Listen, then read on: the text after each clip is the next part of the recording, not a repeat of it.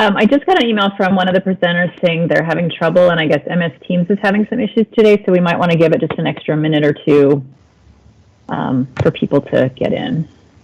Okay.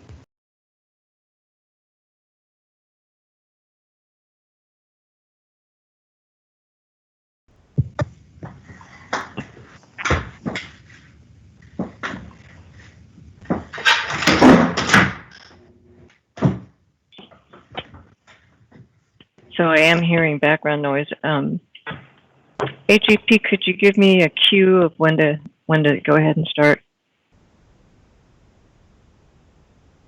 Oh, great. Thank you.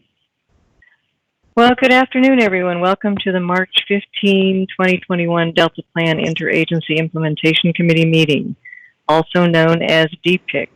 I am Susan Tatayan, Chair of the Delta Stewardship Council, and I also serve as Chair of DPIIC.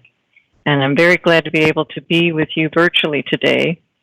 However, I do understand that we are having some technical difficulties with MS Teams this afternoon, and someone has informed me that there is a major MS Teams outage somewhere.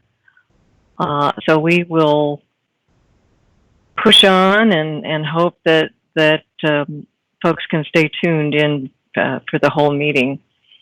And for those of you tuning into DPIIC for the first time, I'll give just a quick refresher on why this committee exists. The 2009 Delta Reform Act required the Delta Stewardship Council to establish and oversee a committee of agencies responsible for implementing the Delta Plan. And this committee of top leaders from 18 federal, state, and local agencies serves as a forum to strengthen collaboration in achieving the co-equal goals of a thriving Delta ecosystem and a more reliable water supply for California. DPIIC agencies seek new ways to implement policies in order to better align our authorities and actions.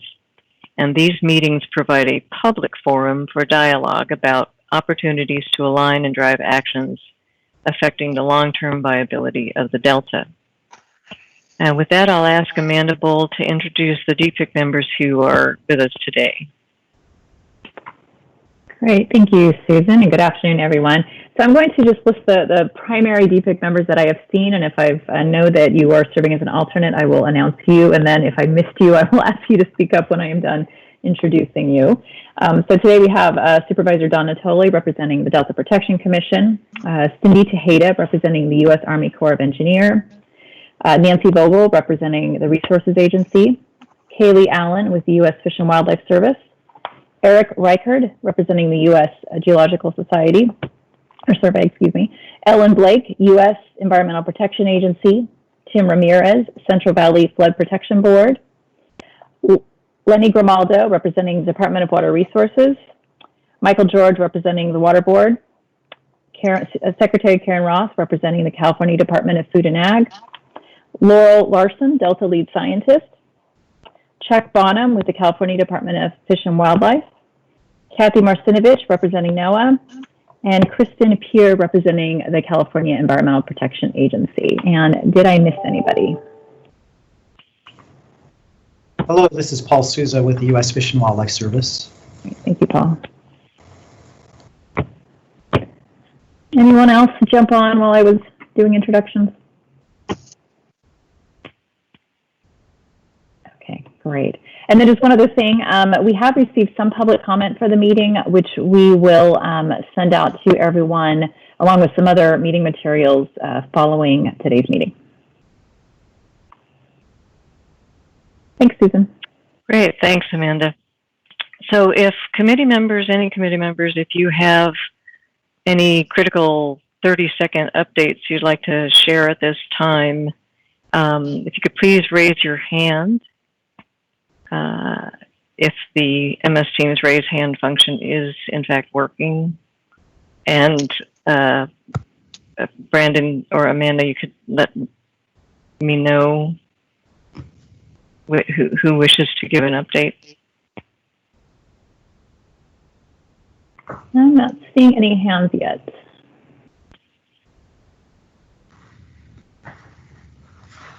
Nope. Okay. Well, in that case, we'll do a little bit of housekeeping.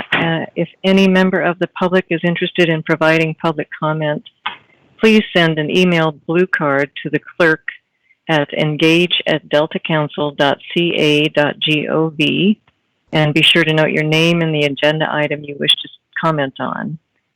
Also, please note if you wish to speak or would like the clerk to read your comment, and do this as soon as possible so there is time for the clerk to send you the link to join the meeting and be able to speak. When called on, the clerk will unmute you or read your comment if requested. And last housekeeping item, committee members, are there any comments on the summary of the October 26, 2020 DPIIC meeting?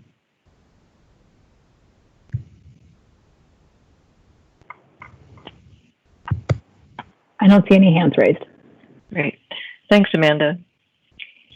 Well, that takes us to agenda item 2, nature-based climate adaptation. I am very excited about this item, and rather than spend a lot of time on introductions, I'll ask Andrew Schwarz, or a senior member of and key member of our Delta Adapts team, to introduce the agenda item and the speakers. Andrew will be moderating this item and leading us through the discussion.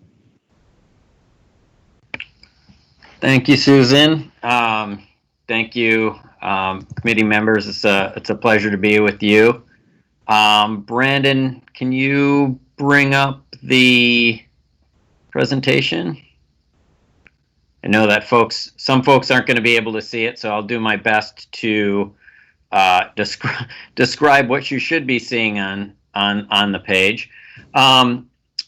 As Chair Tatayan said, I'm Andrew Schwarz. I'm a supervising engineer, and for the last several years, I've been working on the Delta Adapts team for the Delta Stewardship Council, developing that vulnerability assessment. And I've just recently, in fact, today is my first day moving over to a new position as the climate change advisor for the State Water Project at the Department of Water Resources. So I'm kind of straddling the two agencies right now, which is, I think, a nice position to be in terms of this topic, because there is so much overlap between the agencies.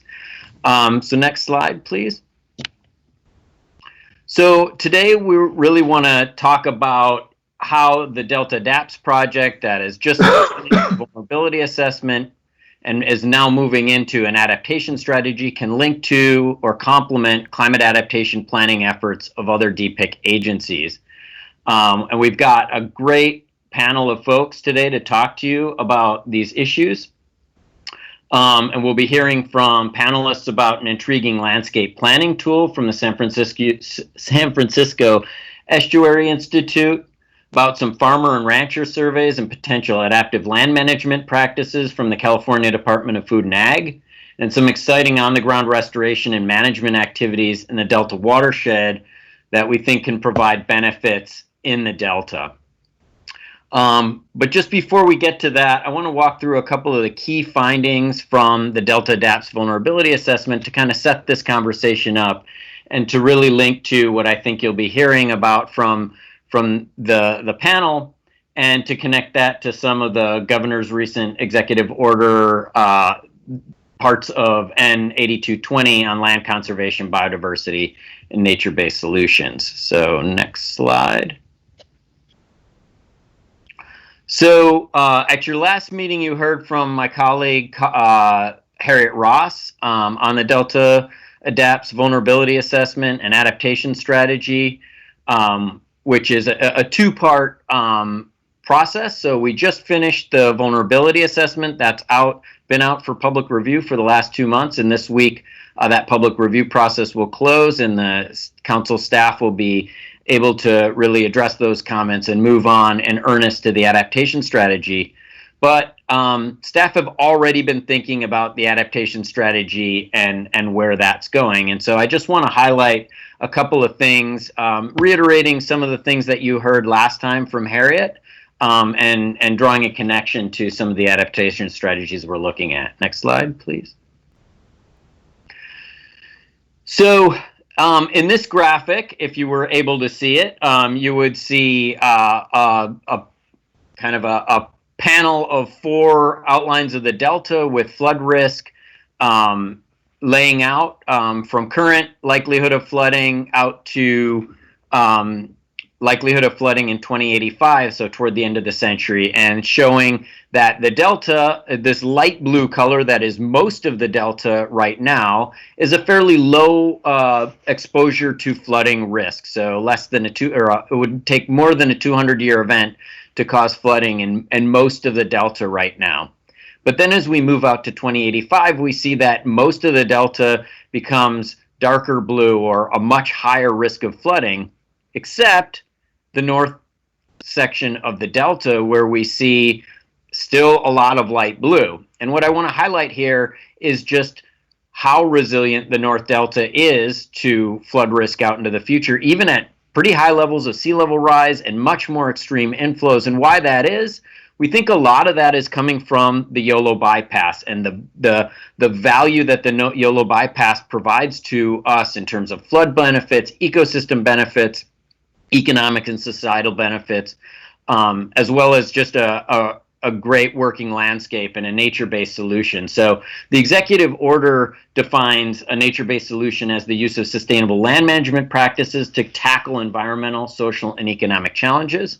Now, of course, the folks who set up and planned the YOLO bypass probably didn't think about it as a nature-based solution, but that certainly is what it is. And so, and the fact that it's providing such incredible benefits well out into the future, and as well as right now, for something that was set up so long ago, really gives us an indication of where we think we should be going in terms of adaptation strategies and the types of things that we should be thinking about that really can provide value well beyond what our expectations might be today. Next slide. Another key finding of the vulnerability assessment was on our ecosystems, the fragmentation and lack of ecosystem function throughout the delta. So if you squint real hard at this, if you have a visual on this slide, if you squint real hard, you can see some light blue areas throughout, particularly the Suisun Marsh, the Western Delta, and a little bit up in the southern end of the YOLO bypass. But all of these areas are fragmented, they're quite disconnected, and they're highly at risk of being drowned out by mid or late century. And so having a transition zone, a place for these ecosystems to go into as sea levels come up and storms become more severe, is really key to planning successful restoration and reintegration of these kinds of ecosystems into the delta. And so something else to think about as we're planning, thinking about adaptation in the delta. And next slide. And then finally, I just want to pull out this additional graphic that we've been talking about a lot with stakeholders recently in terms of adaptation. And this is really drawing the idea out that different areas of the delta are going to need different strategies for climate change. And so what this is showing, if you can see it, is that the north and the extreme north and south ends of the delta are red and are dominated by riverine processes. And so the flooding and high water levels are really dominated by when we have storms. They're caused by storms, and bigger storms are going to create higher water levels. But if you look at the western and central delta, those areas are really driven by sea level rise changes. The water level is going to change when sea levels change, not so much because of big storms. And so you can think about adaptation strategies that would take place up in the upper watershed or in the river systems that are flowing into the delta. Those could do a lot to help reduce large inflows in those red areas, but are probably not going to do a lot in the green areas. And you're going to need different adaptation strategies in that green area. And of course, the land use and the land elevations are much different in that green area. They're much lower, much more deeply subsided. And so we're going to have to think about land use practices on those lands differently than we do in the higher elevation areas towards the edges of the delta.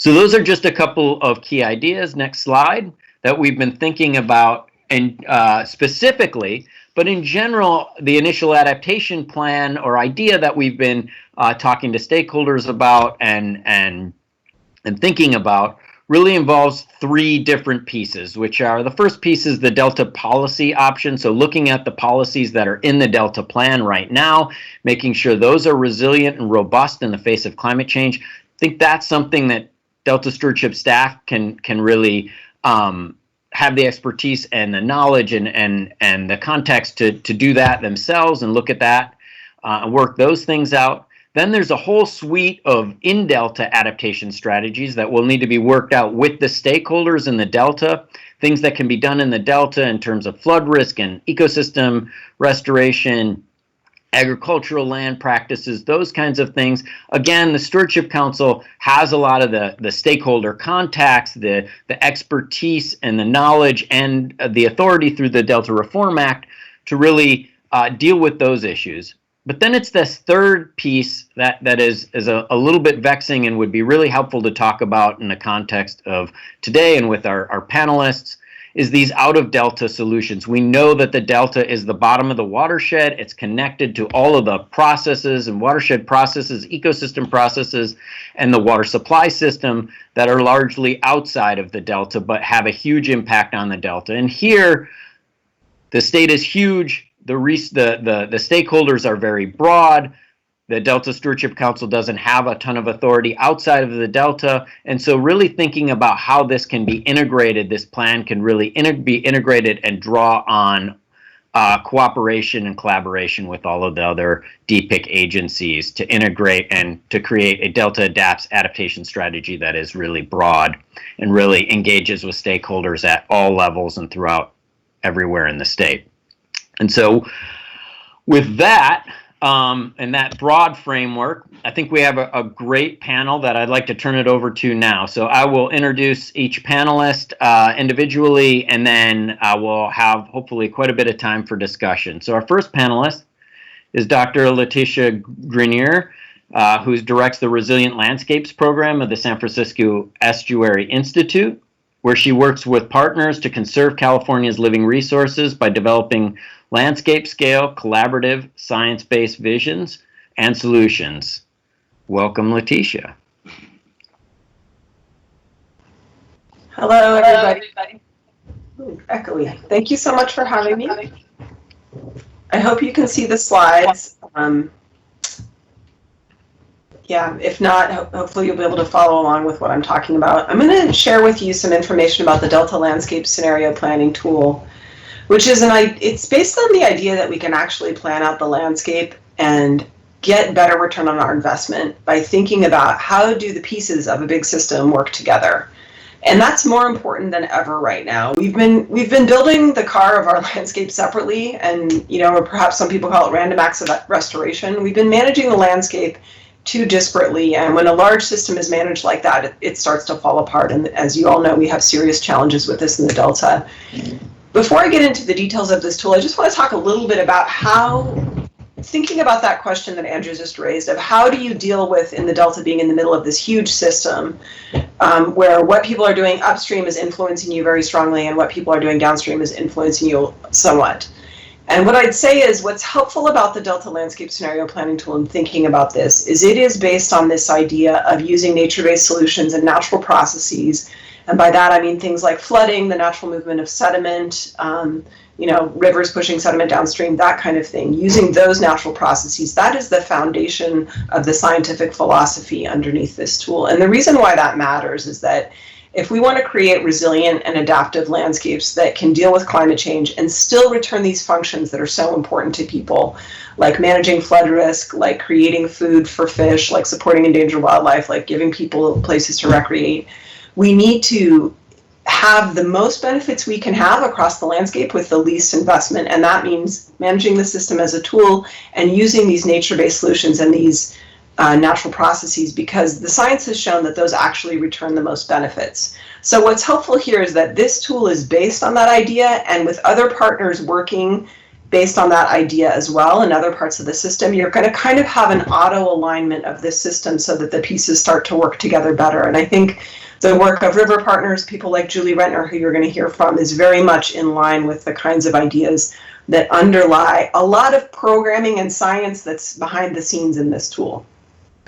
So the idea of this tool started about 20 years ago, really, in trying to think of how can we manage our ecosystems better as systems instead of as these random patches where we do different things with our different jurisdictions and missions. And the Delta Stewardship Council started funding this several years ago, and it's actually been an idea that's now been supported by others. So it's becoming a bit more of a community product for different agencies working in the Delta. Next slide. So why was this needed? There was this recognition that stakeholders from all different sectors need a simple and standardized tool for restoration planning and adaptive management so that you can look at opportunities and impacts and trade-offs and see how your projects are progressing in terms of this multiple benefit framework that I was talking about, so that everyone can see that all at the same time, and it's not a mystery that's happening behind the scenes somewhere. It's also based on the best available science, so everything I'm going to show you is really thinking very carefully about what is the function that we want this landscape to provide, and then we've gone into the scientific literature and used best professional judgment and advisors to try to say, how could we measure the potential for that function by looking at spatial data or other data on the landscape? Next slide.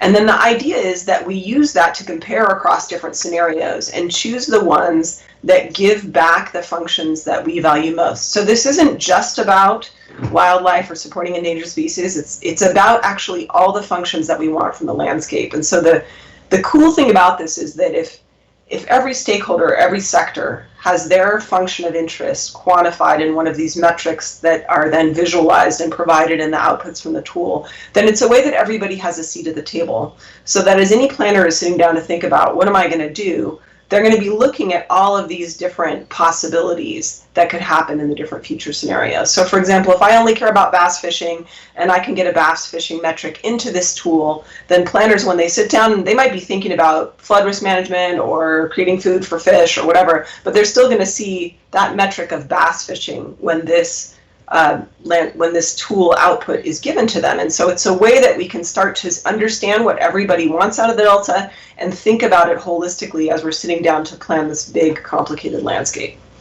So one of the big values of it is regional restoration planning. As I just talked about, you can actually construct the scenarios and then quantitatively analyze the functions you will get back from them at the system scale across many projects. Next slide. It's also useful for implementing the Delta plan. So it's a way that people who are thinking of projects can sort of pre-align their project to be in compliance with the policies of the Delta plan. And then from the Stewardship Council side, they can anticipate and measure the impacts of actions on multiple performance measures. So we can start to see what is the trajectory that the landscape is going in. And those performance measures themselves, in many cases, were based on very similar science to what's programmed into this tool. So there's a lot of alignment already there with the Delta plan. Next slide. And then evaluating proposals. We've heard from some folks who've contributed to this, particularly the Delta Conservancy, that it would be useful to have this kind of tool as they're thinking about where do they want to put the money, which are the projects that should get funded in the Delta. It would be helpful to have this ecosystem scale tool to think about it. Next slide. We've also heard from people developing proposals that it can be useful even just at the scale of an island. So it doesn't have to be used across the entire landscape. It needs to be at a reasonably big scale to think about trade-offs in different scenarios. It's not really an engineering design tool, it's more of a landscape design tool. And then when we're tracking the actual progress of projects, we can say, how are they performing? So there's one thing of what people thought their project would do, but then you can actually measure on the landscape, looking at real spatial data, what actually happened. Next slide.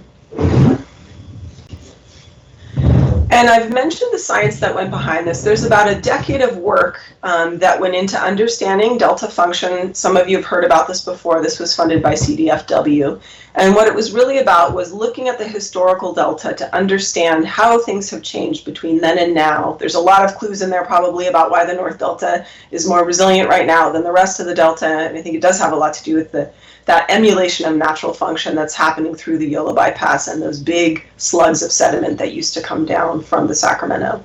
And then we think about, okay, now that we understand how the landscape has changed and how those natural processes have changed, how can we use that information to design a better, more resilient, just and sustainable future delta?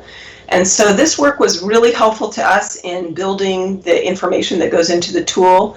And the philosophy behind it, again, is sort of large scale. It's based on natural processes that can deliver ecosystem functions. We're thinking very holistically. This is not just about fish and water. It's about pretty much anything that that we can get funded to have built into this tool. So it's a very large scale and long-term approach. Next slide.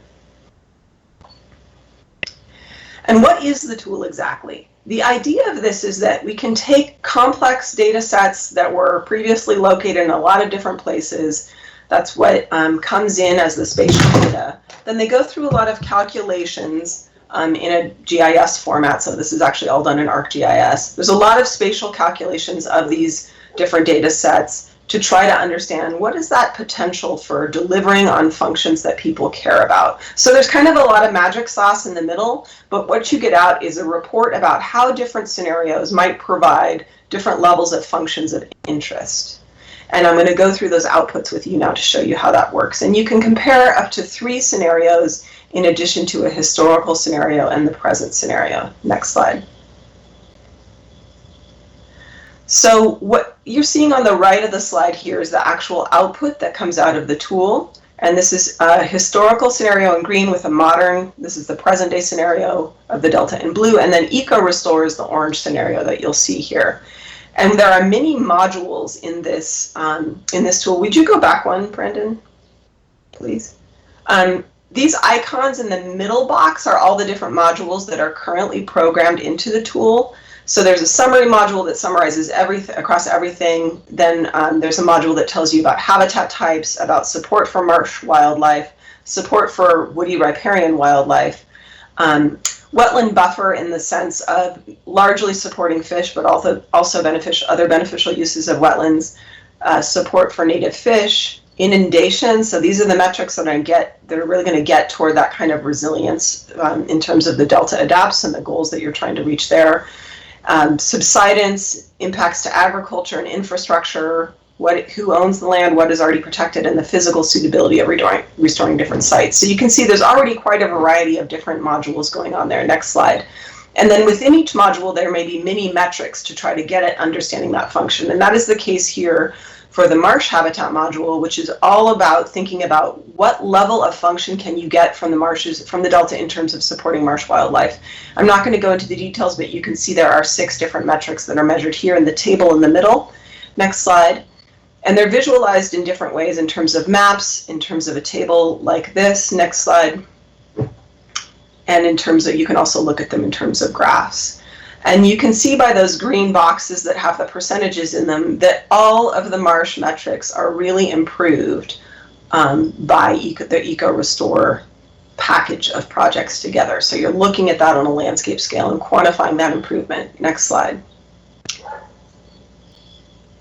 But I want to show you another example that really gets at the spatial nature of this tool. So one of the reasons it's important to think about the configurations of projects on a landscape is to think about metrics like connectivity between patches for fish. So if you're a salmon smolt trying to leave the delta, you're trying to get really fat and healthy so that you can survive in the ocean and come back and breed again. And that's one of the most important metrics for returning to spawn again, is how big and fat that fish is before it leaves.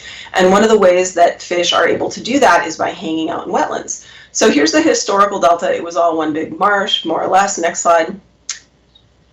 And this is the modern delta, very little marsh left, as Andrew was showing you earlier. Next slide. And here's the delta with eco-restore. And if you would go back and forth a little bit, Brandon, you can see that eco-restore adds green, it adds marsh, but it pretty much adds it where there already is marsh. So it actually doesn't move those 2 pink bars. They don't change very much on that graph because it's not really changing how far a smolt has to go. Basically, smolts still have to run the same gauntlet of areas with almost no habitat, nowhere to rest, nowhere to feed, on their way out to sea. So while eco-restore is really powerful and valuable, it doesn't actually help that much in terms of this particular spatial metric, which is something that really matters biologically when we're thinking about recovering salmon. Next slide. And then there are these other more physical and social and economic modules that are built in so far, and we're actually funded to build in a few more. This one is about subsidence. Again, thinking about, where's the resilience going to come from and how can we build it? Next slide.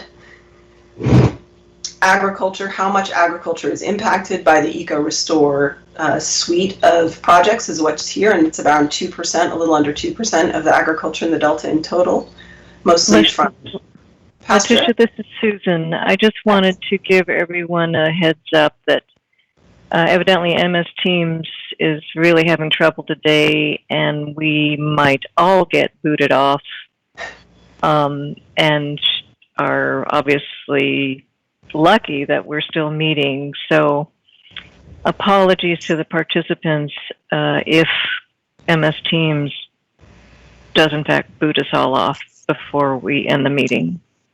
And this is Laurel. I just realized we could view the webcast on CalSpan to see the slides, and I would type it in the chat, but I don't have access to that. So that seems to be working. So if you could at least maintain an audio connection, you could follow the slides on CalSpan. Great. Thanks, Laurel. Okay, sorry for the interruption, Letitia. No, that's okay. Sorry for everyone who can't see the slides. I imagine it's very hard to track without them. So there is a module within the tool that shows how much agriculture is impacted by the scenario that you're looking at, or how much what kind of crop changes you see. Next slide. And we have several already funded updates that are in progress around understanding carbon better and greenhouse gas exchanges, including trying to get toward carbon market revenue, other economic modules related to agriculture, looking more closely at wetland resilience, which we think is going to feed in very nicely to some of the Delta Adapts analyses and thinking about adaptation pathways. And then one of the big things we're trying to do is actually expand this out to include Susoon. Next slide. So I'll just end on the thought of what's the big vision for this tool. Like I said at the beginning, the main thing I can see is that this is a way to bring stakeholders together and really visualize and quantify the ecosystem functions that each group is interested in. So it's a way to put that all on the table, and in a very standardized way, show everybody what each scenario might offer for those functions of interest. And that's a way to get toward a resilient, just, and sustainable Delta, because I think that's what we all want to get to if we can represent the viewpoints of all stakeholders. I do think this helps us get toward managing at the system scale, because we can think about those spatial relationships and how one part of the system affects another. We can perhaps trade off functions over space. If we can't have something here, maybe we can have it over there and get what everybody needs to have happen in the system. And then we can tune the system as a whole for maximum benefits. And I think one of the things we could start to say to ourselves is, okay, if we want to have multiple benefits and we're thinking about those different spatial areas that Andrew was talking about, what's a vision for the Central Delta? That's one of the ones that's really hard to think about. And I think the Public Lands Partnership was a really good beginning that started to show us, there are things that can happen in the Central Delta. We can start thinking about some places that could be restored to managed wetlands that would then be perhaps creating carbon revenue and also food for fish that could be pumped over the levee and put into the channels. And so there's ways, and meanwhile, those marshes may not be accessible to fish, but they would be accessible to all kinds of other wildlife, especially birds. And so we could start to layer these functions and visualize them and think about what are the important places to do different things and try to get a much more functional ecological system while maintaining as much agriculture as possible and the Delta as a place, and finding that right balance. Before we actually commit to doing all of that on the ground, using this tool to project what these different future options are and then agree on what is the most expedient and desirable approach. And then that's what's the power of the tool. We can all do that kind of in a planning mode without having actually changed the world. And we can do it much more quickly in that way. So thanks so much for your attention. I hope there's still time for questions.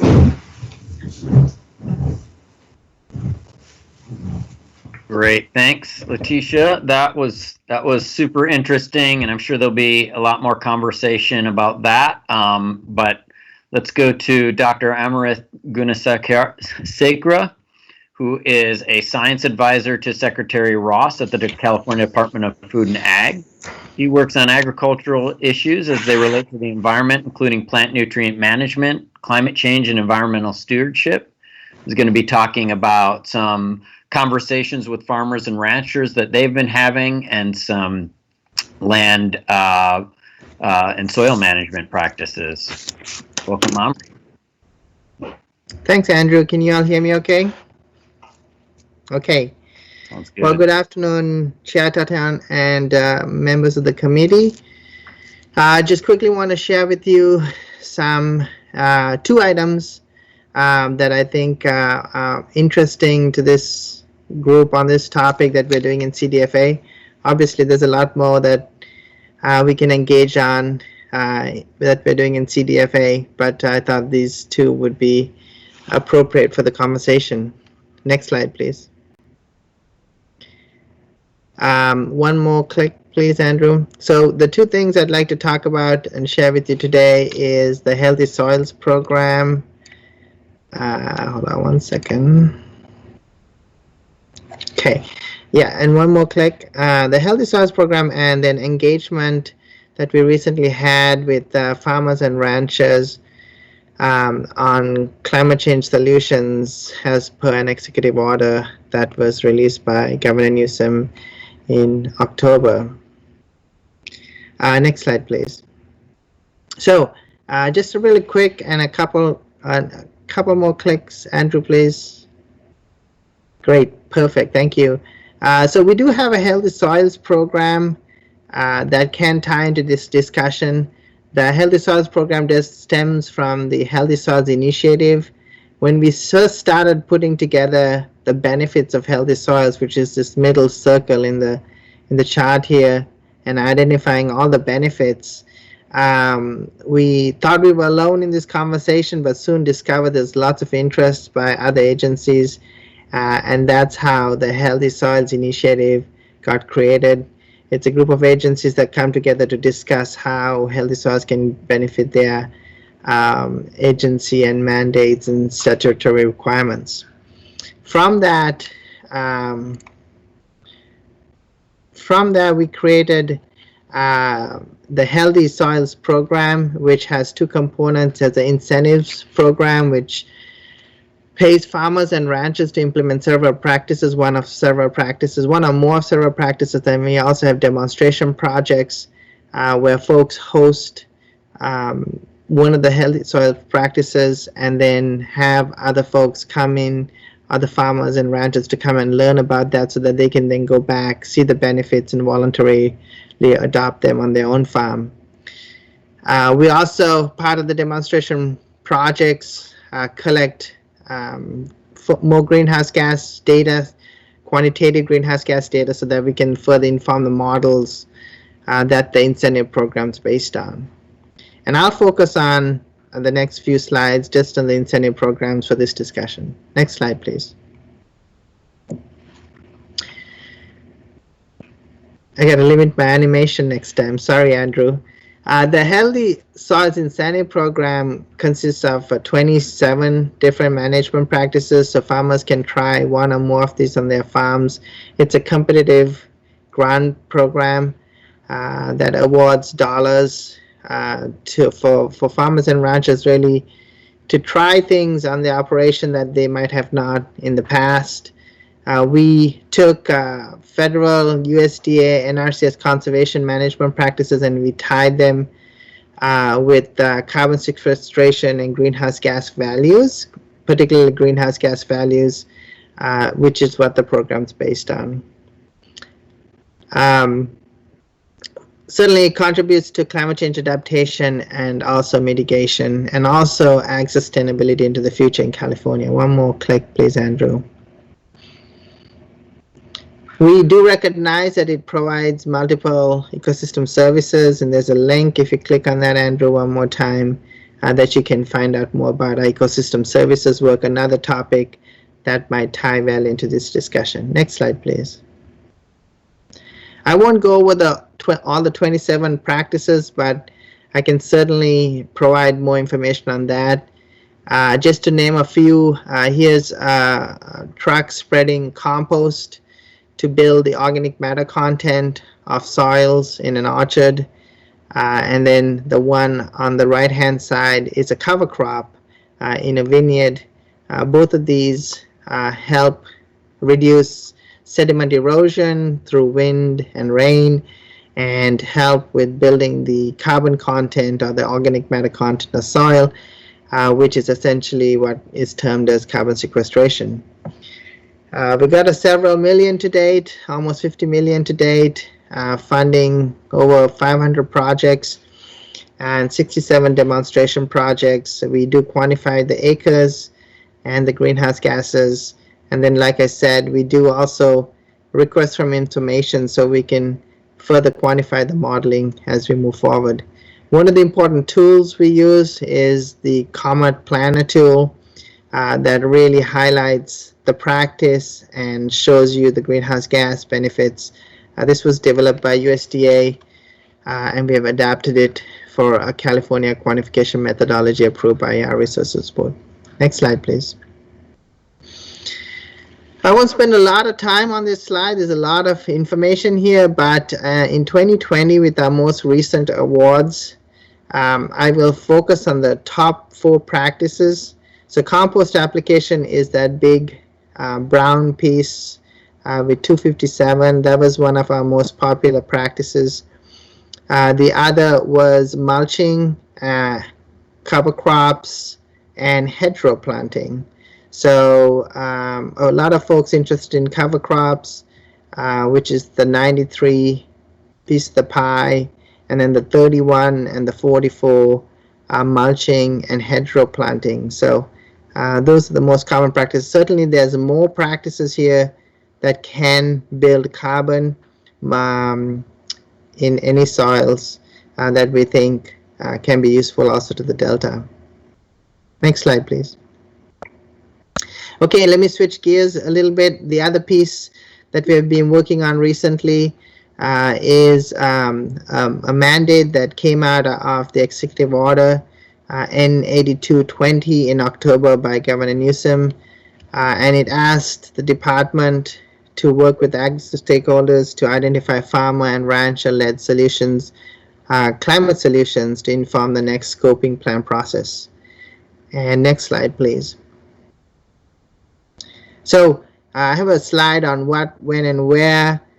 We put together, and this is not to test your eyes, so didn't mean to include the small font, but this is from our web page. Basically, we had 6 meetings, 2 meetings each, on 3 different topics. The first topic was livestock and dairy.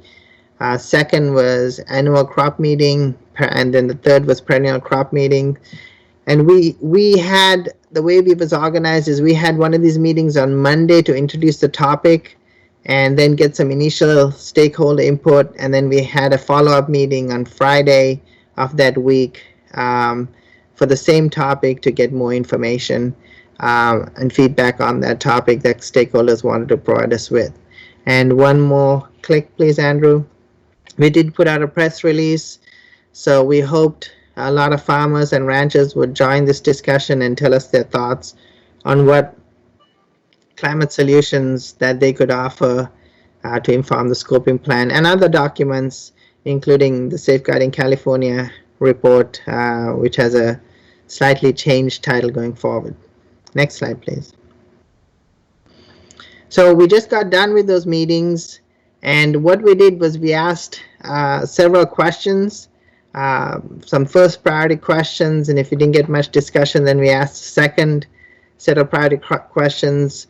This was all facilitated by CSUS, the Collaboration and Consensus Program that we have worked with for facilitation in the past.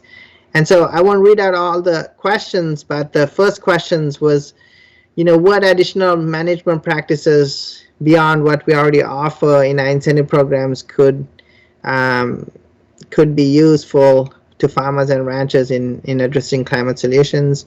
What technologies haven't been covered?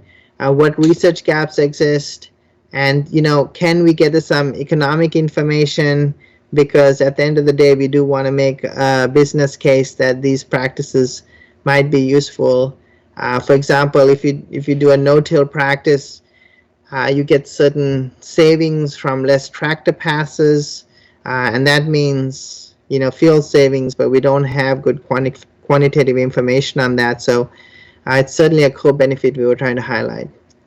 And then there were some secondary priority questions that we certainly asked to get more discussion going. They're listed here, including barriers to implementing practices, and improving existing management practices that we have in our programs. There was also just a broader open discussion to be had on for food processes, renewable energy, and just a broader topic for folks to talk on. Next slide, please.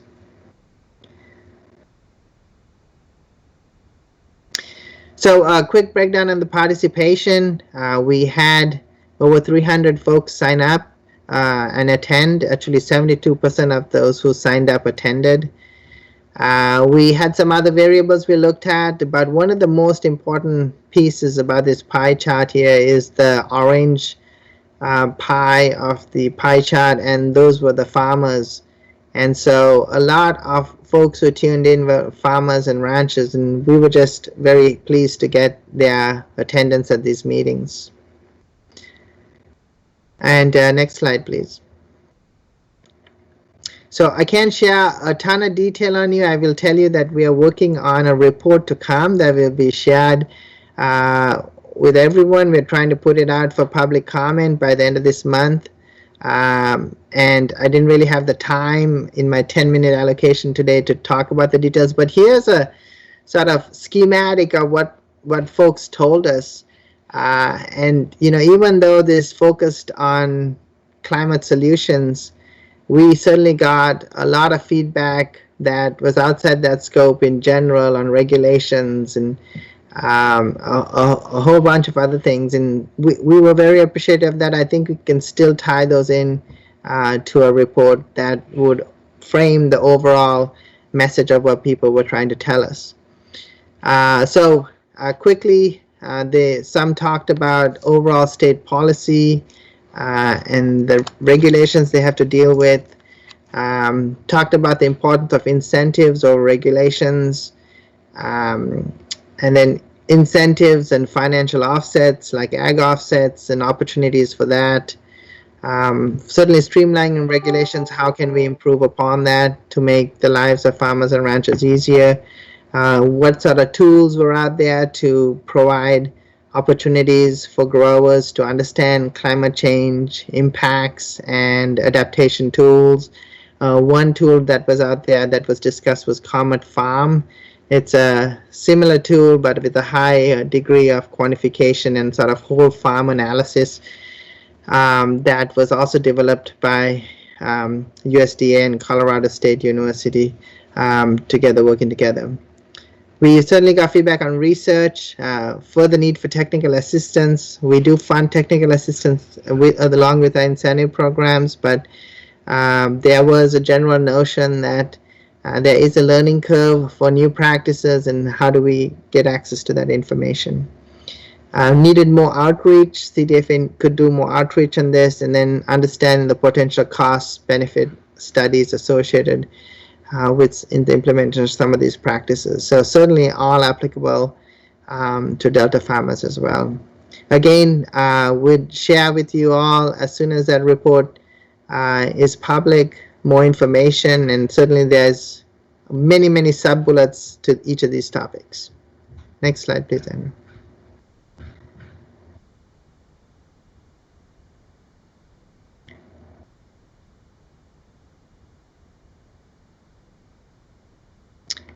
I think that's the last slide. Yeah, okay, great. Thank you, Andrew. Thank you, Ami.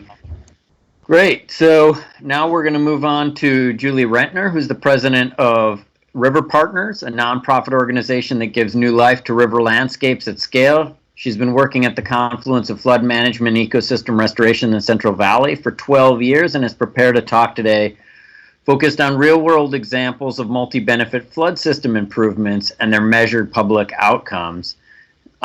So welcome, Julie. Thanks.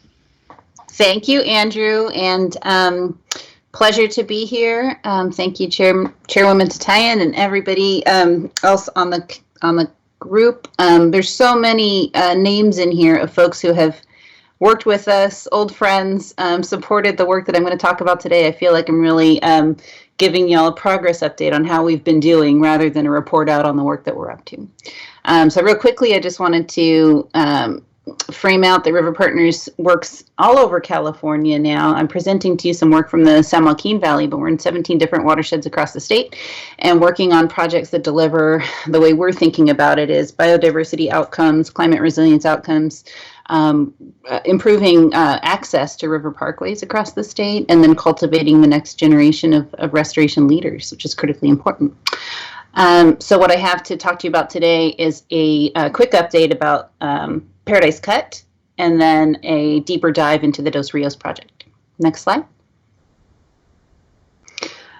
So as a lot of folks know about our organization, we really focus on endangered species recovery. That's been the heart and the core of River Partners for 22 years.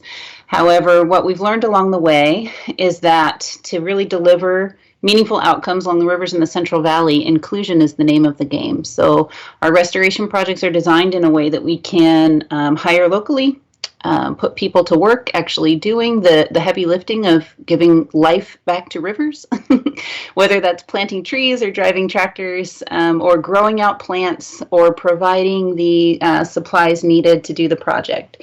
So as we track outcomes related to salmon or monarch butterflies or riparian brush rabbits, we also track outcomes related to jobs and vendors and community engagement. Next slide.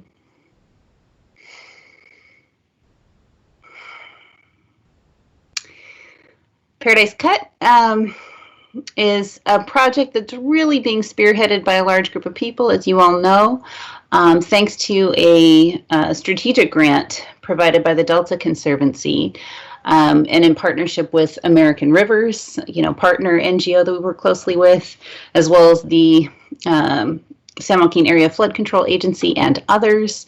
Paradise Cut Planning Phase 2 is well on its way, seeking to accomplish the 3 goals listed here. And I won't read them to you, but I will report that, as we think about the YOLO bypass as a nature-based, climate resilient solution, it's important to just think about how the world is different today than it was when YOLO was designed and constructed. And so what's happening in the YOLO bypass is we're actually working hard through the Big Notch project and the Eco Restore projects, et cetera, to improve ecosystem values inside that flood bypass. And in the South Delta, attempting to create a flood bypass in today's world, which is different, requires that we address the ecosystem outcomes on the front end. And so lots of stakeholder engagement and easement negotiations and land negotiations need to happen before this can be realized. But we're really excited to still be making progress on it, and we can catch up about it anytime you feel like giving us a call. Next slide. As Andrew briefly described, River Partners work in the San Joaquin Valley and just upstream of the Delta. Our kind of multi-benefit philosophy was really born out of close partnership with the Central Valley Flood Protection Board and DWR's Flood Safe Initiative, which did an amazing job actually articulating a diversity of societal values that can be accomplished when you think about flood system improvements through a multi-benefit lens. Because of the Dos Rios project that I'm going to talk about in just a moment, River Partners is able to engage with Stanislaus County and Reclamation District 2092 to engage in regional flood planning. So to write one of the 6 regional flood management plans that feeds into the Central Valley Flood Protection Plan, which is updated every 5 years. And so through the multi-benefit lens that we've been developing over the years and the regional flood management plan, we've been able to describe large ecosystem outcomes that can be developed in the middle part of the San Joaquin River in tandem with flood system improvements. And we're working right now on our latest iteration of updates to the regional flood management plan in the middle San Joaquin, which is immediately upstream of the Delta. Our region actually starts right at the edge of the legal Delta. We're working on doing the stakeholder outreach around an RCIS, a Regional Conservation Investment Strategy, that would actually allow us to link some of the flood system improvements in the South Delta that need to happen with ecosystem improvements throughout the watershed. Next slide. So this is the project that I was going to dive into a little bit with you all in the couple of minutes I have left. The Dos Rios project is in purple with its sister property, the Hidden Valley Dairy, in red right next to it on this map. As you can see, we're about 10 miles west of Modesto and just about 8 river miles upstream of the edge of the legal Delta. So really still very close to the Delta. The pie charts, you can advance a little bit. This slide has some animations. Yeah, so the pie charts on the right actually show just at the point where the Dos Rios project acquisition and restoration funding reached $46 million, how the investment was distributed, both from sources, state, private, local, and federal, as well as program interest. So this project attracted a lot of environmental money dedicated to wildlife recovery and other ecosystem improvement desires of state and federal partners, but also a significant amount of flood-focused investment and a little bit of recreation and water quality. That turns out to be really important because the folks investing in the project on the landscape continue to be engaged both in the development of the project, the deployment of the project, and the follow-up afterwards. And so having skin in the game in the delivery of a project helps us continue to engage with the many sectors that make up the multi-benefit world or the integrated water management world. So I won't go through all the bullets here except to pull out the highlights. This is the timeline of how this project unfolded, and the highlights are that it took about 11 years to get to the full acquisition of these properties. That's with completely willing landowners, very supportive public agencies. It just takes a lot of time to walk through the processes of securing funds and land transactions. So it's important that we're all kind of either empathetic to how long this process takes or really laser focused on trying to make it go faster, which is definitely my preference. Thanks to local leadership on restoration planning, we were able to embark on restoring the properties immediately after they were purchased. There was zero lag time between the close of escrow and the breaking ground of the restoration projects. So that was really fantastic use of local resources to get through CEQA and through permitting rather quickly. And then the last big highlight is the federal partnership. So we are really hoping to transfer most of this property to the U.S. Fish and Wildlife Service in the future, and we are engaging in deeper discussions with the U.S. Army Corps of Engineers around modifying the federal flood control levy that's there. Next slide. So I have now 4 slides that are kind of my metrics or outcomes from the Dos Rios project that I want to share with you. There's plenty more than just what I'm presenting here, specifically around the things closer to my heart, like the wildlife recovery and the other habitat outcomes. But in terms of nature-based solutions, I think these are the real highlights for you all. So the first one is around flood attenuation. The map that you see on the right here is kind of the way that the flood engineers look at the landscape here. The pink and brown that you can see along the San Joaquin River as it moves from the bottom right to the upper left of that map, that's the designated floodway. That's where floodwaters are allowed to go. And then the kind of hollowed out polygons, Those are the primary floodplain of the San Joaquin River where floodwater is not allowed to go. It's blocked by the federal and state levee systems. Well, all of the polygons that you can see on that map have been acquired by conservation interests, either the U.S. Fish and Wildlife Service or River Partners, and are now able to be flooded, able to take on extra water when the water gets high. What the graph I'm showing you on the left is the hydrograph in 2017. And the sorry about the resolution. It doesn't look great on my screen, but you get the gist here, which is that as the San Joaquin River was reaching flood stage, the green line here represents the forecasted flood stage, going from monitor to flood at the dotted red and dotted purple lines here. On February 15th, the left side polygons on this map inundated through a levee breach, and they took a bunch of floodwater on. And in a habitat that's been a restored habitat that's been designed to be compatible with flooding. What that did, kind of for the South Delta, is it delayed the arrival of that peak water for about 24 hours, 20 or 36 hours. While the magnitude of the dip in the hydrograph that you're looking at is fairly small, the amount of time that it lasted is significant. Like 24 hours in a floodplain is, it can mean really significant public safety improvements. It can mean getting your entire herd of dairy cows out of harm's way, fixing a boil on the levee. It's a big deal. This effect that we saw in 2017 was, you can see it on the hydrographs as far south as Mossdale. Next slide. On the other end of the spectrum, in terms of nature-based solutions, when we think about drought and water supply, at the Rios Project, we've been working with the consumptive use models that are used by most of the farmers in the San Joaquin Valley to kind of track irrigation use. What I'm showing you here is the consumptive use outputs of the metric model. The metric model was developed by Cal Poly San Luis Obispo Irrigation Training and Research Center, ITRC. And what the metric model shows you, or it can interpolate satellite imagery to show you consumptive use of water on a monthly, daily timestamp. So we use the metric model to look at the Dos Rios Ranch project as well as adjacent floodplain restoration projects at the San Joaquin River National Wildlife Refuge to articulate how much water we'd be saving when we restore the floodplain to natural habitats.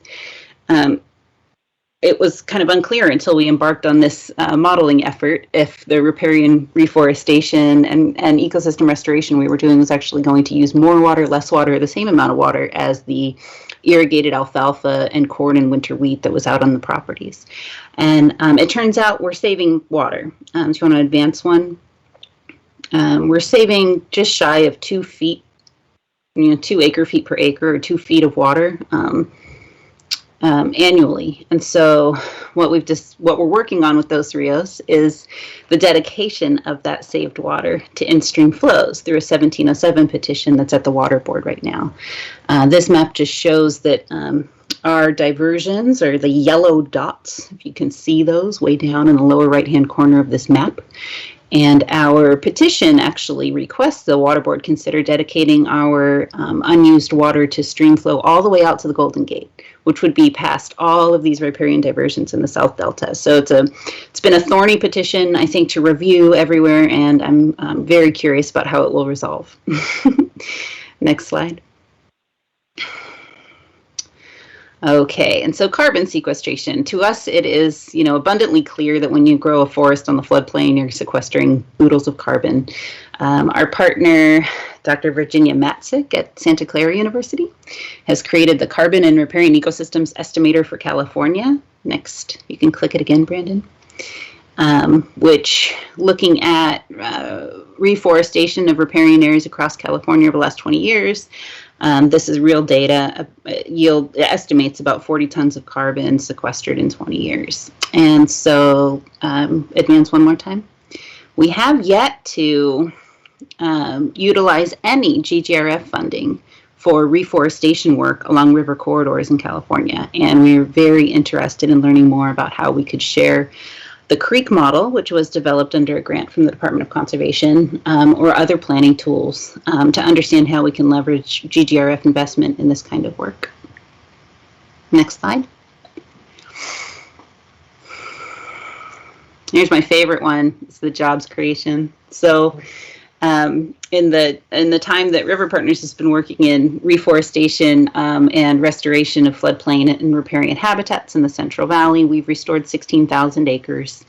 We've secured about $170 million from competitive public funding programs to deploy on the ground in communities in restoration practice, hiring all sorts of crews and groups to get together to do the heavy lifting of ecosystem restoration. Some of our closest workforce development partners have been at the California Conservation Corps and several regional conservation corps across the state, who have just a wonderful confluence of excellent people who are looking to develop work skills and learn more about what they can do in natural resources, who can deploy readily on restoration projects to get a ton of work done.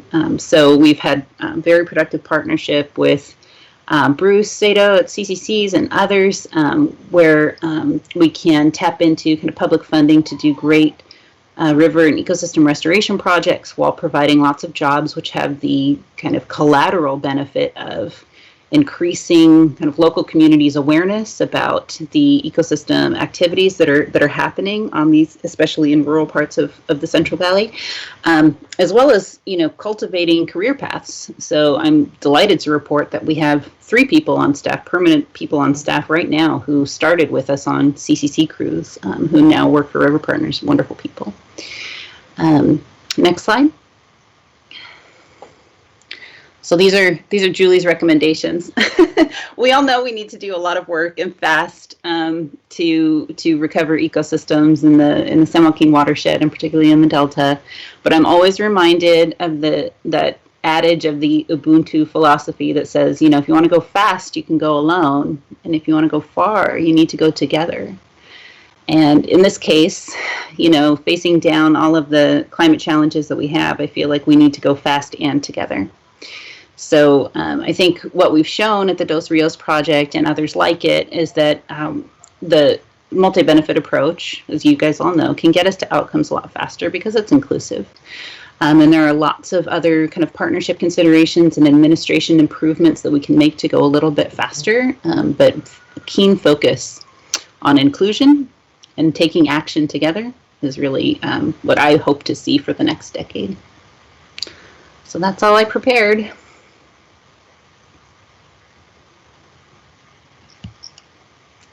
Thanks, Julie. I'm getting a little bit of a echo. I don't know if you can mute yourself. So that's a great panel. A lot of information there. I just want to do a time check with Amanda and Chair Tatayan. I think we went a little bit longer than was anticipated. So do we have time for a little bit of discussion? Yes, thank you for checking, Andrew. Our agenda item 3 is going to be modified. Dr. Rudnick was booted out of MS Teams. So we do have time for discussion, and I'd appreciate you leading that discussion. Thank you, Andrew. Great, thanks. So Brandon, maybe you can put up my slide number 2, which has the kind of overall question on it. And maybe I think we've talked a lot, and maybe I'd like to open it up to the DPIIC members to add their thoughts or comments on what they've heard, if there are any.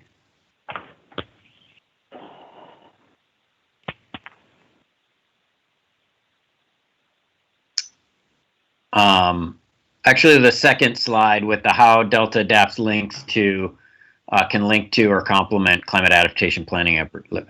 Yeah. So I think that's really the question we'd like to get at. We've heard a lot about agricultural practices that could be deployed on the landscape, an on-the-ground effort in the watershed, and also that could potentially other things that could be done at Paradise Cut that kind of dovetails with the both in the Delta and out of Delta solutions. And then we, of course, heard about the landscape planning tool that really could help us game out some different land management and restoration scenarios throughout the Delta. So I don't know if there are other comments or additions that DPIIC agencies and members might want to add to that conversation or comment on, or how they think the Delta Stewardship Council staff should really go about tackling these issues. This is Nancy Vogel at the Natural Resources Agency, and I gotta thank you for wonderful presentation, and you teed it up perfectly, Andrew. I think what you had to say about the Delta is at the bottom of the watershed. 40% of the state's landmass, or more than 40% of the state's landmass, drains to the Delta. So I think the state's adaptation strategies and natural and working lands strategies are going to have to take that into account. And I'm so happy with the work that the Delta Stewardship Council has done on the vulnerability study and the fact that you're moving right in quickly to the adaptation study, because I think that will inform so many other state efforts, like the work my colleagues are doing at the Natural Resources Agency on the natural and working lands and the climate smart, land strategy, 30 by 30 effort, etc. It will all come together, and it's good that the Delta, given the funnel effect that the Delta must contend with, is leading the way. Susan, this is Karen Ross. Hi, Karen. Hi. So I too wanted to thank the panel for this really broad perspective and echo what Nancy has said, and really stress the importance of, and I think it was our first speaker on the land tool that talked about looking at things holistically, how important that's going to be to bring all these pieces together. And I do think the Natural Working Lands Climate Smart Strategy is a great place to look at all of this at landscape level, and to use this and think through with our federal partners, especially with the new emphasis on infrastructure. One of the great programs we have at the federal level is the Regional Conservation Partnership Program, which is just ready-made for even more projects in the Delta than we've already seen funded there. And these projects come about, they can be great tools for trust building when you're involving so many private landowners with nonprofits and with government entities. We have to remember that kind of engagement and building trust one project at a time to get to the kind of landscape change that we want to see. But I'm very optimistic just given the kinds of presentations that we've had today. Thank you. Thank you. Hi, this is Campbell. Can you hear me? Yes. Yeah. Hi, Campbell Ingram, Delta Conservancy. Sorry, I just was able to get in on Teams, so I'm glad that I was able to get in at this point. I just want to share exciting news that there has been a real uptick in farmers considering converting to rice in the Delta for a variety of reasons. And obviously, in the most deeply subsided part of the Delta, converting to rice is very beneficial because it stops the oxidation of the peat soils and stops subsidence. Also, there's an uptick in just people looking at doing managed wetlands in the Delta as well. So very encouraging news, and it fits into everything we've talked about so far.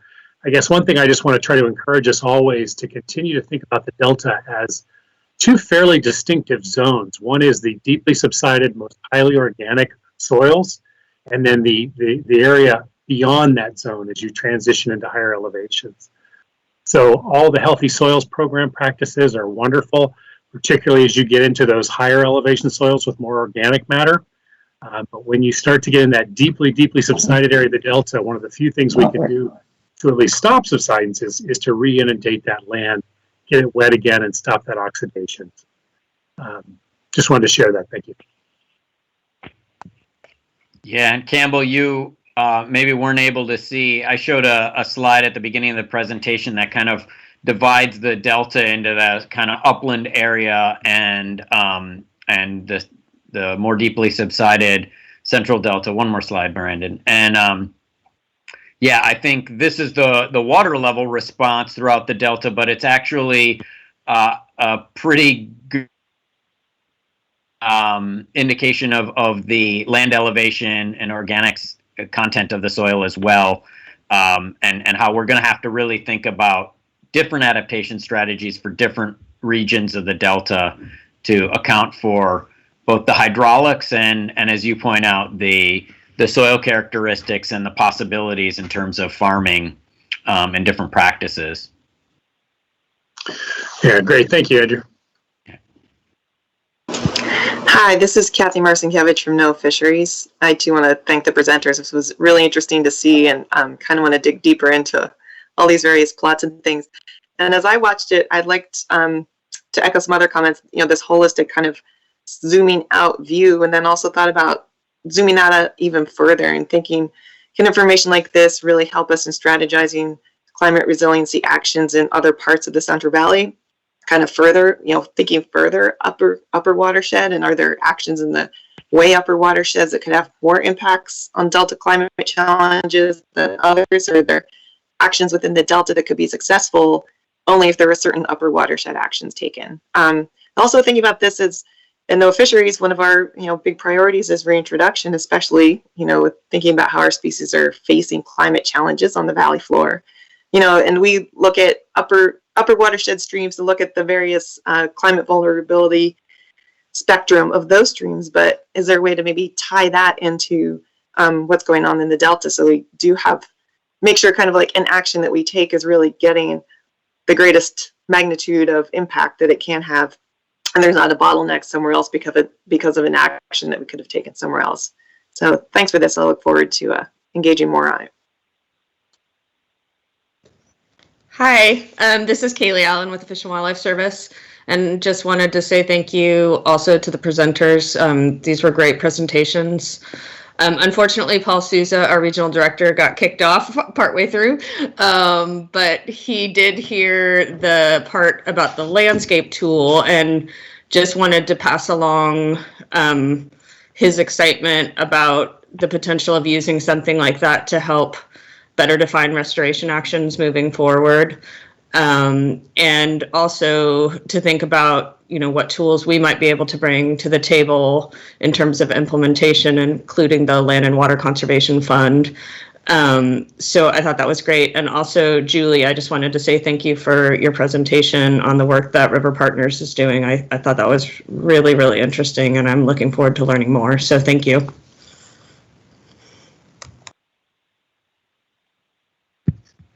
Hey, Andrew, this is Tim from the Flood Board. Can you hear me okay?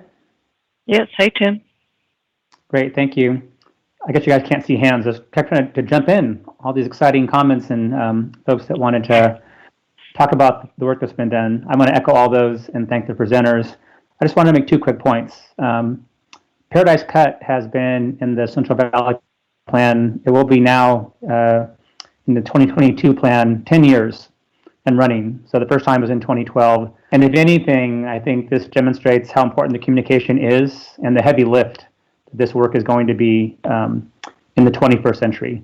Right? We know why YOLO was done. There was a lot of folks had the foresight and the reasons and the momentum to make that happen. And like somebody said, now we're working in those sideboards, but we need sideboards on the San Joaquin side and at Paradise Cut. And it's just a really important thing to get done. And all the presenters provided a glimpse into the communication tools and ways to highlight that. So I wanted to thank you all at the council for elevating this and bringing this forward. I think it's really important, and it's going to need everybody's support to continue to work together. And then also to look a little bit further upstream at River Partners and the Tuolumne. I think it's an example of what we can do more of. And the timeline is also telling, right? We're putting the burden on smaller groups, nonprofits like River Partners, to pull these things together. Multiple fund sources, decades of work, decades of history, and that's not going to work, I don't think, in terms of the pace going forward. So hopefully we're able to learn from these examples and to try to find a way to set the programs up to better support projects like this so that the state can facilitate them happening more quickly and getting more of them done, rather than having to push that down on people to pull that together on their own. So these are all great examples, I think, of the ecology, but also there's some administrative lessons here as well about how we can run some of our programs moving forward. But thank you all for giving us this opportunity to hear more about it. Really appreciate it. Andrew, I think we're under real tight time constraints, so if you have any wrap up, and then I'll offer an observation or two, and then we'll move on. Yeah, thank you. No, I think this was great. I think I'm struck by the amount of effort and the tools that are available. I think we're at a good place where there's a lot of the pieces are there and ready to be put in place, but there's a tremendous amount of collaboration and stakeholder development to get everybody kind of thinking about going into the same direction and how we can make the trade-offs work for folks and incentivize folks to do the things that need to be done and not just stop the bad things from happening as we move forward. So I'm optimistic. It's a huge job, but I think the Stewardship Council staff is well positioned to start working these things out and to bring an adaptation strategy forward that can help us get going toward where we need to go. Yes, I agree. And thank you to the panel members and Andrew. This was an excellent panel. Unfortunately, we are running out of time due to our technical difficulties in the beginning and our continuing technical difficulties. One observation I'll offer, listening to the DPIIC members and your enthusiasm for what we learned here from this panel today, is that the Delta Landscape Scenario Planning Tool is such a phenomenal, extraordinary tool. And as some of the DPIIC members pointed out, it can be used in the upper watershed. We now have on-the-ground information, very useful information from projects like River Partners Project, and thank you, Julie, for an excellent presentation. And with the work that the Department of Food and Agriculture is doing with the healthy soils, with carbon sequestration and Campbell's efforts to incentivize carbon sequestration in the Delta, with projects similar to River Partners Project, and with this landscape scenario planning tool, we are really at an exciting juncture because with this landscape scenario planning tool, we can actually begin to input into that tool various scenarios from the information we gain. And so I look forward to using this tool, not just in the Delta, as a vehicle for learning more about upper watershed effects on the Delta as we move forward in our adaptation planning. So thank you to the panel. Thank you, committee members, for your observations and comments. We do have some public comments, which I'm going to adjust our agenda because it is important that we get to the item with Dr. Brandt and Dr. Lund. So Dr. Larson and Dr. Rudnick, if you're amenable, I'd like to delay your item to the July DPIIC meeting, if that's all right with you. Yes, Susan, it's all right. Great, thank you. And with that, we'll move on to public comments. Brandon? Yes, so we have two. The first one, and I think he's on, is Dante Nomalini. Okay. Good afternoon, Dante. Yeah, how are you all? And I can see some good work going on here. There are a couple of points I'd like to make. I listened in part to your prior meetings reports, and just so you understand, for those that don't know me, I'm the attorney and manager for the Central Delta Water Agency. I think it's helpful to explain where we're coming from in this overall picture. Our commitment and desire is to preserve the Delta.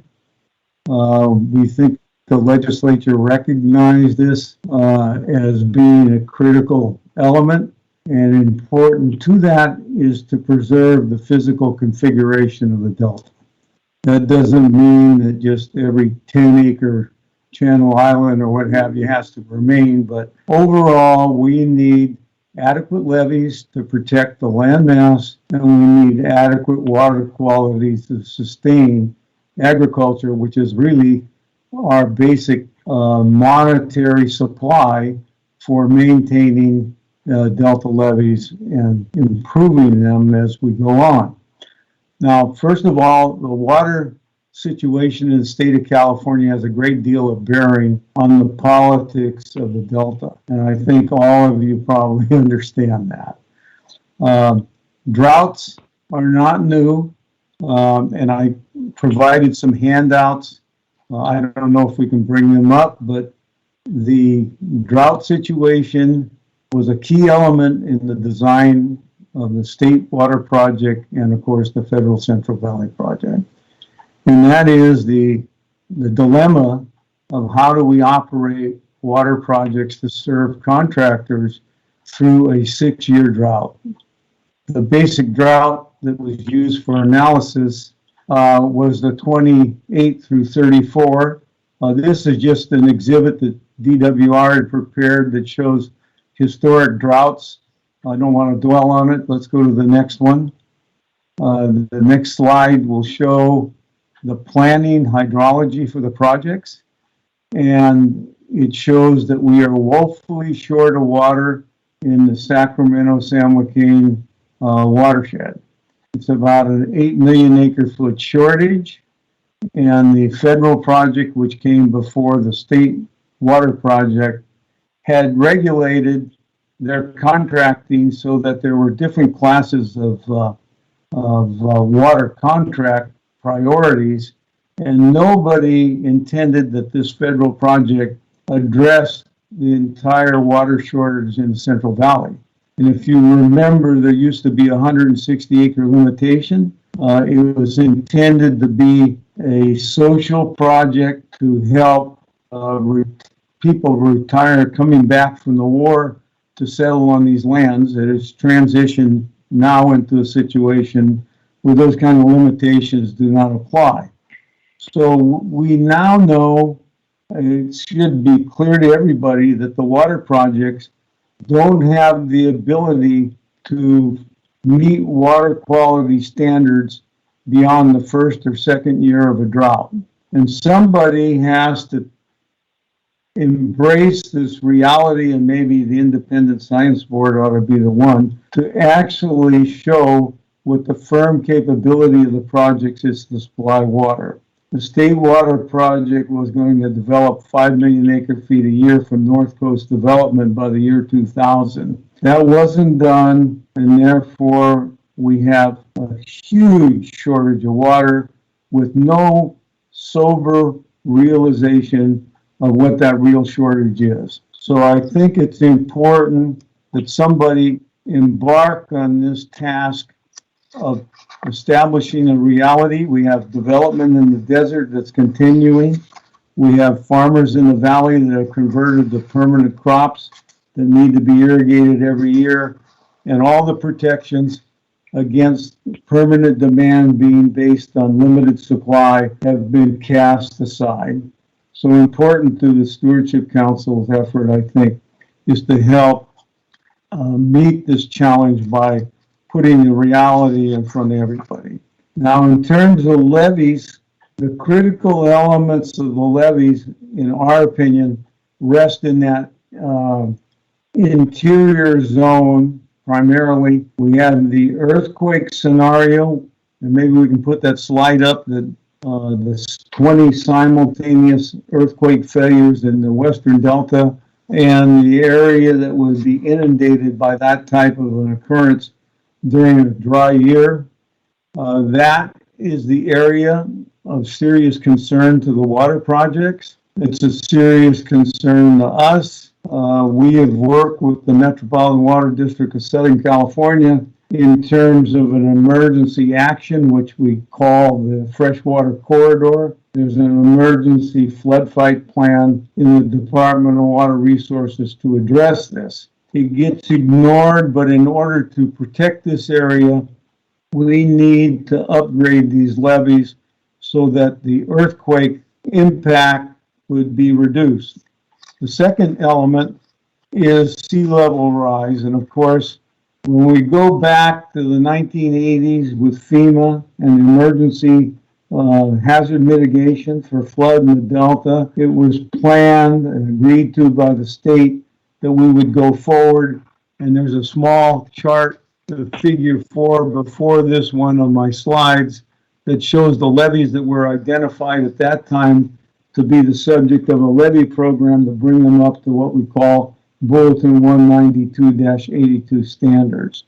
Now, currently, the sea level rise issue is being cited, as well as the earthquake issue, as a reason that the Delta levees cannot be saved. And of course, all the planning that's being done here, and good planning, depends on the preservation of the Delta levee system.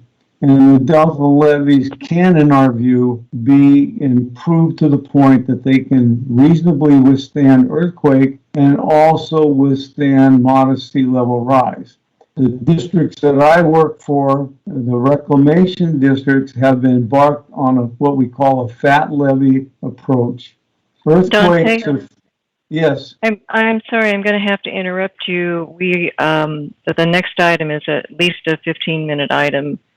And we have another public comment. Okay. All right. Well, I would just ask that you look at the handout that I've provided to your staff. It will show you the impact of sea level rise. What the problem with sea level rise is, we don't know exactly where it's going to occur and when. So we can only anticipate that, and we've done that by widening our levee crowns and fortifying the base of the levees. And we think that working with Metropolitan Water District and their staff, that we can come forward with a plan that would make some sense for all of us to preserve the Delta. But thank you very much for the opportunity to comment. Yes, thank you. Thank you, Dante, for taking the time to comment, and our staff will take a good hard look at your set of comments. Brandon, the next commenter, please, and then we'll move on to the science needs assessment. Gil Cozio had raised his hand during the discussion, although I don't see him on here anymore, so he must have dropped off. But I will just mention, Gil, if you want to send anything in, I can make sure we get it to the members. And that's all public comment. Okay. Well, then we will move on to the report out on the science needs assessment by Dr. Steve Brandt and Dr. Jay Lund. DPIIC members, you'll recall at the October meeting, Dr. Brandt and Mike Chakowski shared with us some of the outcomes from the series of workshops during 2020 and their draft. A report on the science needed to be prepared for accelerating change in the Delta. Today they'll talk about where they are in producing the final and offer a recommendation to us.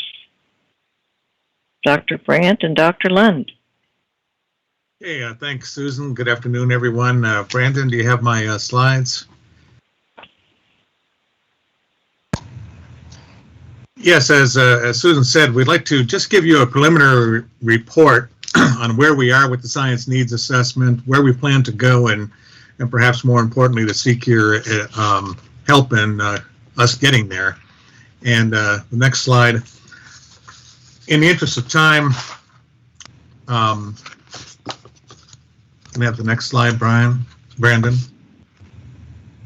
Yeah, in the interest of time, I'm going to go through the background of this very quickly. As most of you may recall, is that this effort was triggered by a memo from the Delta Independent Science Board to DPIIC pointing out the need for some perhaps better integrated science programs to address some of the complex challenges that the Delta is facing, particularly with respect to an increasing amount of changes going on and projected changes in the Delta, and that many of these issues actually span individual agency missions, and that this would require scientific leadership, some identification of major scientific priorities, and then to think about the structures of how one can effectively do interagency science. And with that came the recommendation to do a science needs assessment, which was endorsed by DPIIC to move ahead with that scientific needs assessment as part of the Delta Science Funding and Governance Initiative. The next slide. I think many of you were part of the activities that we had. Can we get the next slide? There we go. We had 4 discussions, and these were panel discussions. Some of you served on the panel, as well as a wide variety of participants. We had somewhere between 80 and 100 participants in each of the discussions. In essence, we asked, what do we know about climate change and other changes that are impacting the Delta? What questions does that raise in the eyes of managers? What do they need to know? Given that, what science needs to be done to address those management questions? And then lastly, are there any changes needed in sort of the governance or funding structure in order to do that integration? We did a 2-day workshop to further look into this and to identify those long-term science needs and that span individual agency missions, and then to talk about how we can better integrate the science itself. We had 165 people attend that workshop, and a lot of input on a variety of topics from state, federal, local, NGOs, and academic and consulting and other folks as participants on that. Now we'll get a little bit into the results. The next slide, Brandon. There were some recurrent themes that came out throughout the discussions, as well throughout the various breakout sessions we had during the workshop on a variety of different topics. Perhaps from a scientific perspective, kind of the number one sort of recurrent theme was the need for forecasting, and someone called it prediction, based on stakeholder and management needs, and that is really a high priority for future science, and perhaps a framework to structure science integration. And other things that came out of that, which are also could be addressed in part by taking a forecasting framework for doing science, is the need to do synthesis, a need for better understanding of ecosystem processes such as food webs, the need, of course, for integration, the need to balance trade-offs and assess risks.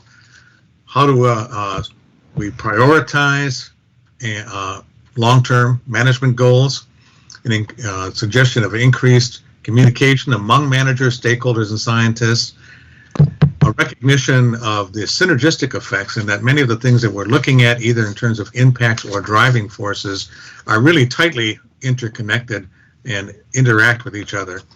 There's also a recurrent theme about looking at emerging issues and the possibility of surprises down the road. The next slide. So if we explore this concept, which is really our number one recommendation as far as science goes, is to use forecasting itself as a framework for organizing multi-agency science integration. Now, what is forecasting? Forecasting is something that I think is a very easily understood by stakeholders, and because everyone is familiar with the simplest example one could use is weather forecasting. We all know the value of weather forecasting, and if I forecast, or if someone forecasts rainfall for tomorrow, you can make decisions about what you might do tomorrow, and the science related to that forecasting is somewhat subtly and perhaps not so subtly different than the science that's used to explain why it rained yesterday. Clearly knowing what's going to happen tomorrow in a forecast is far more valuable for management decisions and risk reduction than knowing why something happened in the past. Forecasting is also really the basis for adaptive management. You think about adaptive management, it's by design to assess the consequences of a management decision. Well, consequences of a management decision is really a forecast down the road of if we do this, we would expect the following to occur. That's a forecast. It's the same way with thinking about stakeholder engagement and rationale for science priorities as well. I think it's very easy for stakeholders and users to understand why science is being done in order to develop a tool that will help you know what's going to happen in the future that clearly has immediate kind of application. And it's easy to understand that kind of science, perhaps more so than the science that is trying to explain why this is connected to that. Using forecasting as a framework has a possibility of providing a framework for analyzing or at least expressing uncertainty. If I use the simple example of rainfall again, I think everyone understands when there's a 20% chance of rain tomorrow, or understands the forecast associated with hurricane forecasting, position and timing, tornado forecasting. Those are very simple and operational forecasts, but I think it gets the sense of what the kind of thing we're talking about in general. It's a approach that's been used in the Great Lakes. It's been used in the Chesapeake Bay, and it's actually even being used in California water supply and flood management. It does require science collaboration. It does require multi-agency science integration in order to do this kind of work.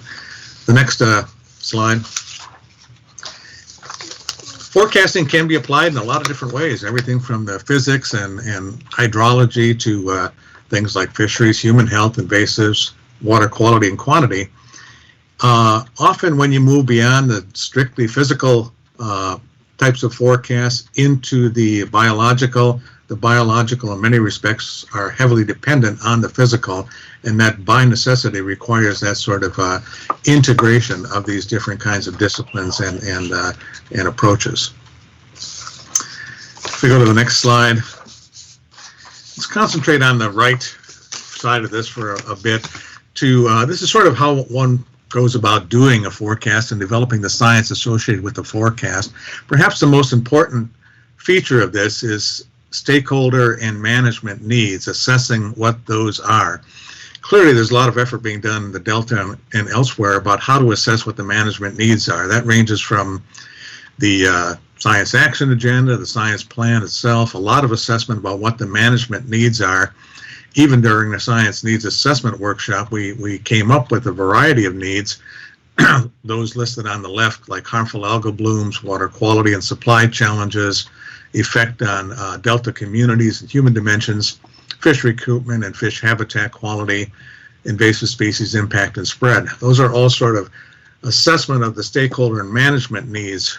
When you put it into a forecasting, it's a little bit more explicit in that you want to ask the question, what do you want to know? What specifically do you want to know?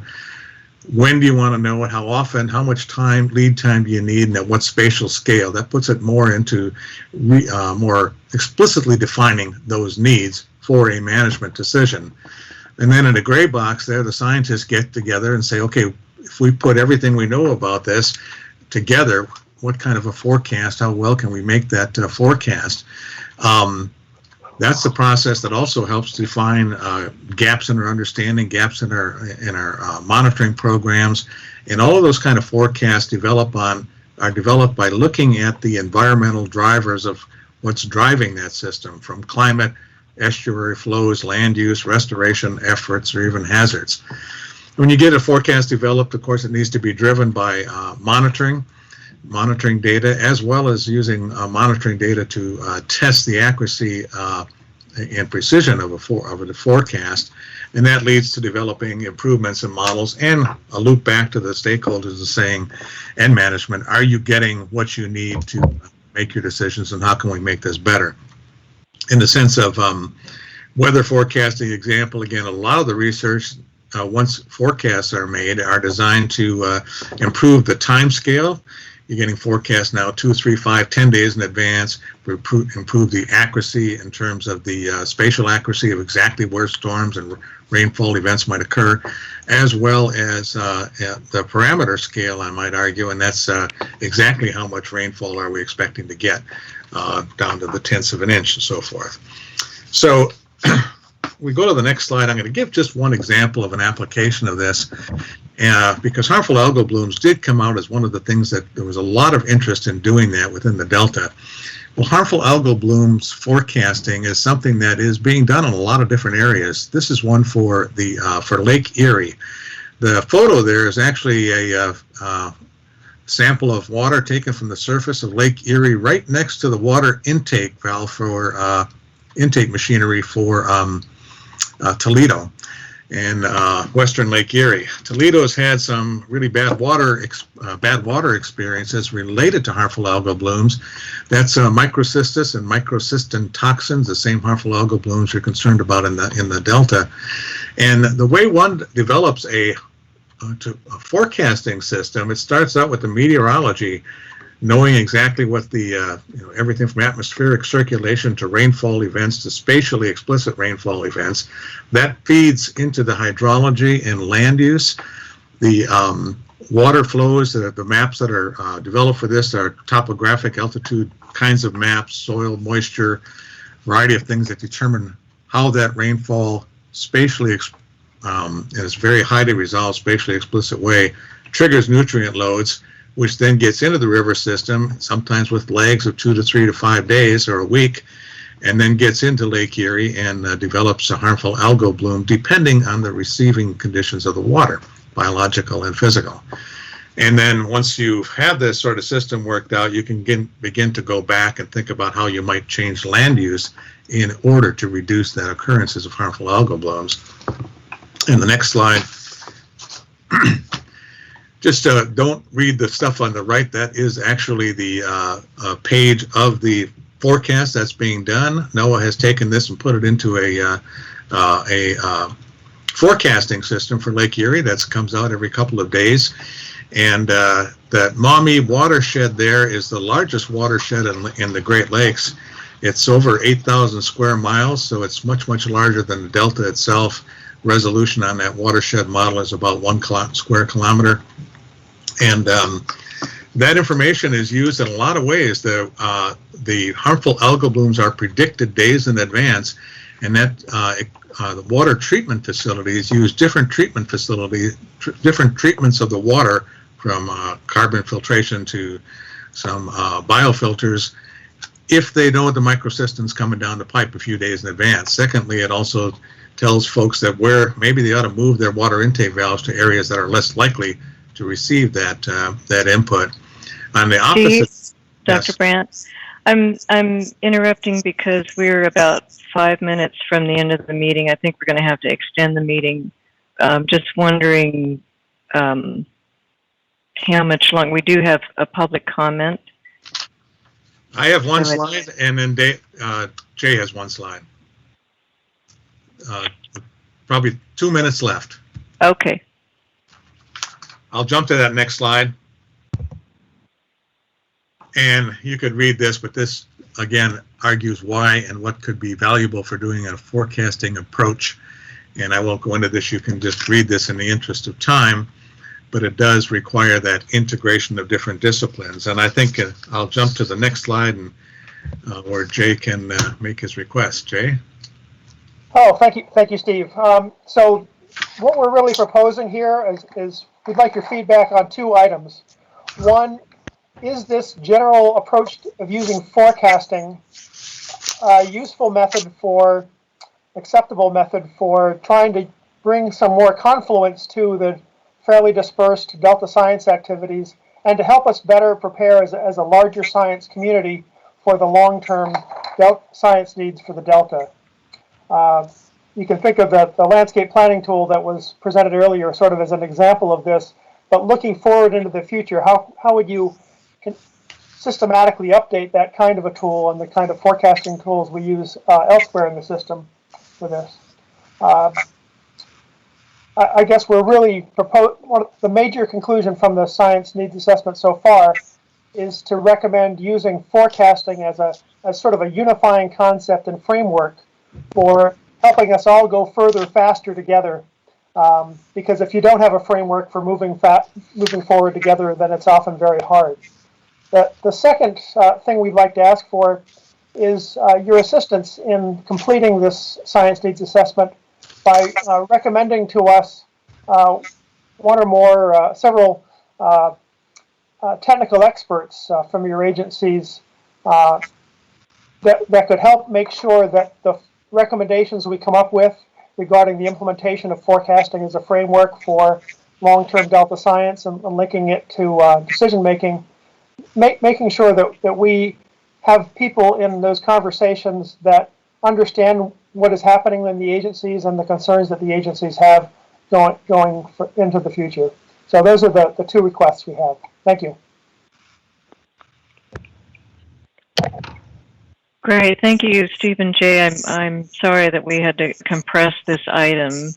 DPIIC members, Jay has put to us a question of whether we consider the focus on interagency forecasting a useful way to go forward, and whether you are willing to allow your technical staff to work with the Delta Independent Science Board on refining their final science needs assessment and focusing on the forecasting.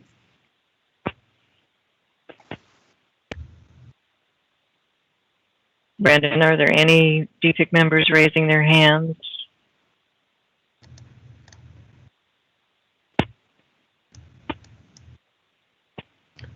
I do not. No, I don't see any hands raised. And just to clarify too, what we will plan to do is I will follow up with DPIIC members following this meeting to find out which staff may be available to participate. Well, then I will take hearing no objection, since DPIIC is not a voting body, and this is a particular request for a very time-bound item. I will take that as an indicator that no DPIIC members are opposed to Amanda and our staff knocking on your doors to get the name of your technical staff to work with the Delta Independent Science Board on this effort.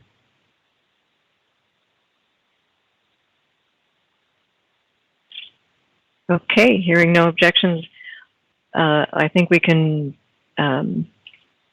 move forward on this item. Amanda, we could let the DPIIC members know when time frame and of the request, etc., in a follow-up email. Mm-hmm. Yes, I will do that. Great, thank you. And our public commenter, so DPIIC members, if you're willing to stay for another 5 minutes, I understand if you cannot due to other obligations, but we do have at least one public comment. And Brandon, I'll let you take it from there. Yeah, so we have Deirdre Desjardins. Can you hear us? Yes, I can. Great. This is Deirdre Desjardins with California Water Research, and I wanted to thank Stephen Brandt, the chair of the Delta Independent Science Board, for his presentation. And I think this is exactly the kind of integrated scientific response to climate change that's critical. I wanted to let the DPIIC members know that both Chair Brandt and former Chair Jay Lund expressed great concern about the future of the Delta Independent Science Board. The state has recently changed the compensation structure, so Delta Independent Science Board members are getting $100 per diem for attending meetings, but there's currently no funding for any scientists to do the actual work of the reviews, and $100 a day really isn't enough to fund any real peer review.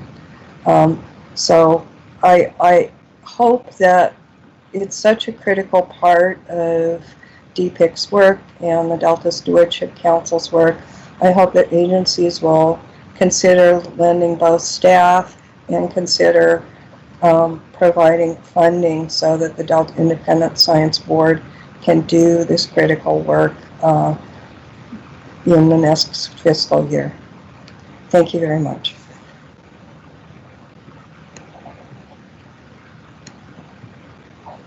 Well, thanks for your comments, Deirdre. Brandon, are there any other public comments? There are no other public comments.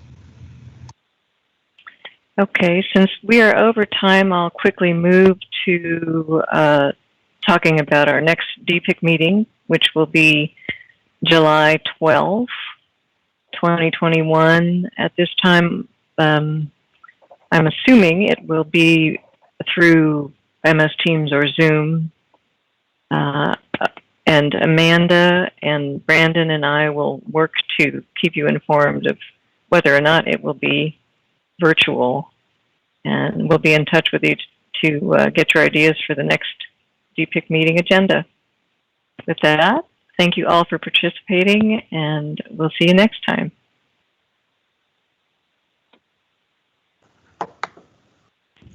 Thank you, Susan. Thanks, Susan. Thank you, everyone. Thank you, Susan. Thanks, everybody.